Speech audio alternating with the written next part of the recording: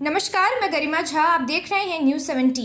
बड़ी खबर पश्चिम चंपारण जिला में बगहा के रामनगर से आई है, जहां शराब के विरुद्ध छापेमारी करने गई उत्पाद विभाग की टीम पर कारोबारियों ने हमला बोल दिया। रामनगर के धांघर टोली में उत्पाद विभाग की टीम स्थानीय पुलिस के साथ छापेमारी के लिए गई थी।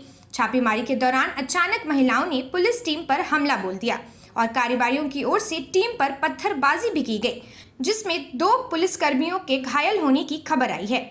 वहीं पुलिस का एक वाहन भी क्षतिग्रस्त हो गया है। घटना के बाद बड़ी संख्या में पुलिस बल को इलाके से उतारा गया और तत्काल 2 महिलाओं की हिरासत में लेकर कड़ी पूछताछ की जा रही है।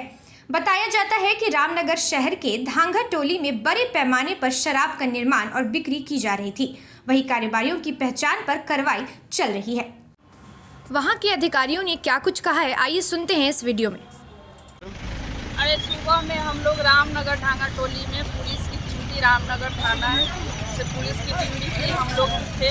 और ये धांघर टोली में जो भी शराब कारोबारी लेडीज सब है, सब हमला कर दी है। रोड़ा, पत्थर, ईटा, शीशा। जो कितने लोग घायल हुए हैं? घायल हुए लगभग LTF के 2-4 फोर्स है, उनको चोट लगा है। गाड़ी भी क्षतिग्रस्त हुआ है? गाड़ी भी पूरा क्षतिग्रस्त कर दिया है। इसमें लोगों की गिरफ्तारी भी हुई है? लोगों की गिरफ्तारी हुई है। आपका शुभ नाम? मेरा शुभ नाम हुआ ममता कुमारी, एक्साइज सब।